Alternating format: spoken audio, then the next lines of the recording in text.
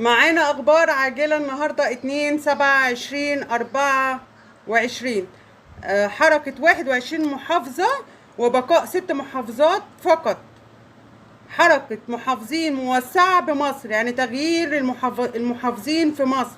هيتم تغيير القاهره والاقصر وبعض المحافظات في خط الصعيد وبعض المحافظات السواحل في مصر. 21 محافظة هيتم تغيير المحافظين بتاعتهم. النهاردة الخبر دلوقتي عاجل 2/7/2024 تم تغيير حركة 21 محافظة في جمهورية مصر العربية وبقاء 6 محافظات فقط. يعني في 6 محافظات المحافظين بتوعها مش هيتغيروا، هيتم باقي تغيير باقي المحافظات اللي هم ال 21 محافظة. أول مرة تحصل في مصر حركة 21 محافظة في جمهورية